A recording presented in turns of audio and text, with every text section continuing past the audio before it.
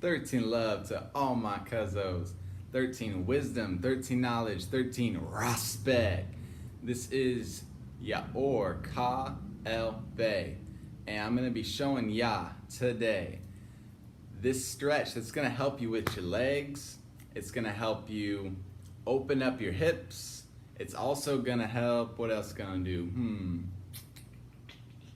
Okay, you know how like gravity, we always like walking around and gravity's always pushing down. So like we get a lot of compression in our spine and in our hips and all of our joints. They get compressed together, and the only time we really get to relieve that compression is when we're sleeping. But the problem, by the way, this is like my bedroom slash living room slash yoga studio, and this is how like I sleep on the floor actually. Like Unc came to you in the bed, and I'm coming to you, but like on my bed too. But my bed's like the yoga mat because this is my passion. I'm practicing pretty much all the time. So even when I'm sleeping, I'm in resting pose, shavasana. And this pose is gonna help you decompress those hips, because on our legs, we're always walking on them, but we never really get to relieve that pressure on the hips and on the joints there. So this is gonna stretch your legs. It's great for people that like to run and walk, people that are doing, like, I don't know, kickboxing or whatever. I mean, if you got sore legs, this is for you. So we're gonna do this stretch, and I'm gonna show you how it goes. It's called supta padangusthasana. Supta padangusthasana, and that means supine big toe pose. I love the name. I think that the Sanskrit names are so cool, and it's cool because you can actually do this one standing. That's padangusthasana, but supta means you're laying on your back and doing it, because it means supine. So the way I like to start out is in hatha yoga, everything's about balance. So what we're gonna do is we're gonna actually try to grow our legs to get them to where they're balanced. Sometimes, like, you know how the earth has that like little wobble to it, and everything like left and right, yin and yang, all that good stuff. So one of our legs is probably longer than the other, and we can check by putting our legs, so we kind of bend our knees and push to make sure we got a good contact with the wall, heels right in that little corner. And I can lay back here, maybe have to scoot a little bit, push again. So it's kind of like I'm acting like I'm standing on the wall. Like if you flipped your screen that way, it looked like I'm standing, right?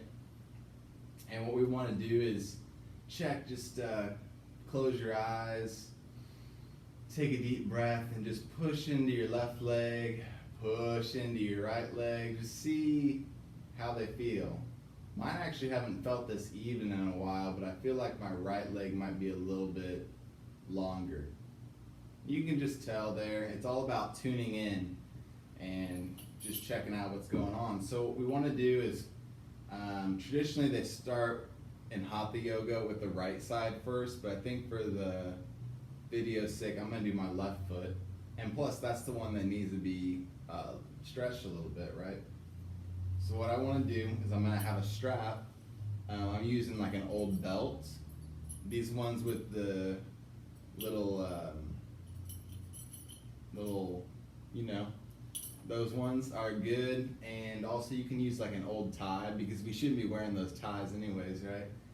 So those are what I use. You can find those at the thrift store. You don't have to go buy a fancy like exercise one. So what we want to do is take this strap, and there's 3 different parts based on reflexology. We can take it over the ball of the foot, just kind of underneath that ball of the foot. We can take it at the beginning of the heel. So we're not like straight on the heel. We're not straight on the ball. We're just like right there, more towards the middle of the foot. And then we can also just go straight down the middle. And the reflexology that corresponds to this, if you have like upper back or neck problems, you want to put your strap more toward the ball of your foot. If it's your low back that mainly feels compression, pain, come around the heel. For me, I kind of been feeling it in the upper back lately. So I'm gonna be doing this. And then I always try to, straps get confusing for people because it's supposed to help you relax. Because you can do this pose without the strap if you can reach. And that's how traditionally you would do it. But I like to use props, so that's why I use the wall, that's why I use the strap. And we take it around the ball of the foot, and it's supposed to help you relax your shoulders. So if you can't relax your shoulders and push them down towards your feet, relax your head back. Most people are like, trying to stretch themselves, relax. So the easiest way to do it is, since we're on the left side, I take my strap like this, I reach up as far as I can on the strap, and I can bend my knee if I need to. I grab onto the strap, both sides, and then I pull it to where my elbow comes back down to the ground. Now I've got a hold of it, and I don't have to act like I'm riding a horse or something.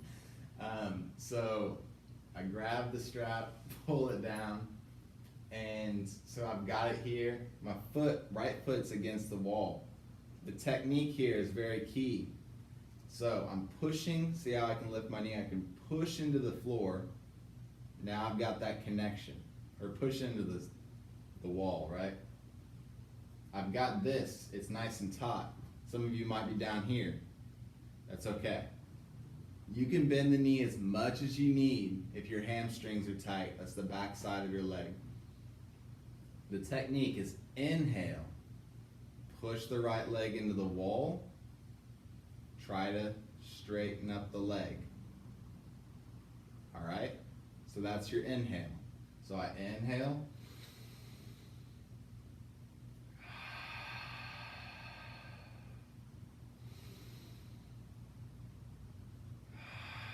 Right? So I'm like, inhale, I'm trying to straighten out the leg. You might be down here. Whenever you get that leg straight, bam. Okay, that's your point. You hold it there, and you just breathe. Every time you inhale, you're trying to push the wall away from you, like it's politics or the news or like a spider or something. Just, you don't want any part to do with that. So you're pushing it away, and then you're pulling this on your exhale now. Because once you get the knee straight, wherever you're at, you might be down here, you might be up here, and you can get that knee straight. Now on your exhales, you're pulling forward or pulling towards your face, right? And so there you go. You inhale, push the wall away, straighten the knee, exhale, you come forward.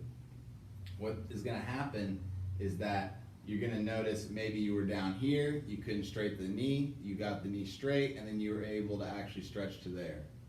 This will happen if you're patient, if you breathe correctly, and you use the technique I just gave you. You're wanting to relax your shoulders and upper body, just close your eyes and breathe. Think about, inhale, push the wall away, straighten the knee, exhale, stretch a little deeper. Inhale, push the wall away, and you'll feel yourself creating space in these hips when you breathe. So as you inhale, make sure you get a nice full inhale, really stretching out. You feel like you're expanding, like righteous expansion. And then when you get to where you're comfy, you feel good, you can't really go anymore, stay there and breathe. Then if you want to get fancy, right, come out to the side. Oh yeah. So you can kind of use your elbow as a brace, and you just allow that leg to come out to the side. Take your right hand, keep it on your hip, because we don't want our hip to pull up off the wall or off the ground. We have our hip right here secured with our right hand. We just slowly let it down, pushing that right foot into the wall. Then I breathe here. Same technique. Inhale, push, straighten the knee. Exhale, you can pull it up a little bit closer to your head. Hang out here, breathe. The full version, if you have your hand here on your hip, You can turn your head away from your leg. You can also put your arm out to the side if that helps you keep your shoulder on the ground. It's up to you. Just take it slow. Don't push your limits. And then we bring it back to the center nice and slow. You have the option then again to switch hands and get the IT band here. So this would be the hip adductor because it adds the hip back toward the center. This would be hip adductor or abductor because it's the one that pulls the hip away, and so we can stretch it here on the opposite side. So that IT band, if you're a runner, you're going to notice this is actually really sore. And so you can come across the body and do it this way too. Try to keep your both hips on the ground because your hip's going to want to come off the ground if you stretch too far. So keep your hips secure, keep that right foot pushed against the wall, and you'll come across. Then if you want, you can stretch a little deeper. What I like to do is go ahead and pull myself up. Try to go knee to nose or kiss your knee. And then when you let it go, you don't just relax. You keep the strap tight. Right foot always secure against the wall, and then you push. You push your foot away from you all the way until it gets back down to the ground. Then, if you want, you can just pull your knee in, stretch it around in circles, do whatever feels good to you. Then you bring that foot back, and wow, I have to do the other side now because even though I wasn't really stretching there, my left foot's longer than my right foot now, for real. You just check it out, close your eyes, take a deep breath, and then push back and forth against the wall. See what has changed. That's what this technique is all about, is we're actually, just like we can change our attitudes and change our opinions about ourselves, we've also noticed we can change our body with yoga or working out at the gym. We can notice we can get bigger and stronger, and we can notice that we can lose weight, all these kind of different things. We can change our body. Some people are like, my hips don't move like that.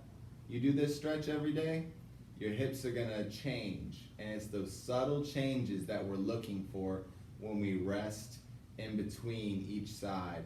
And then afterward, of course, relax and try it again. Push both feet in there and just see. You don't have to be balanced. It's not all about being perfect balance. It's about noticing the change and whether that was beneficial for you or not beneficial for you. And I will that everything that you learn from Ramankau 13, which is the practice that I'm sharing with you, benefits you. I take all the info that I've been receiving from my travels, my studies. Like I said, I do this every day, nonstop. This is my passion. I put it all together for you, and I give you all of the insights from this wisdom and this knowledge that I've been receiving through different teachers, through my own practice and study, piecing all the pieces of the 13 Ahava puzzle together. I love y'all with all my heart. Peace and blessings be to Yah. 13.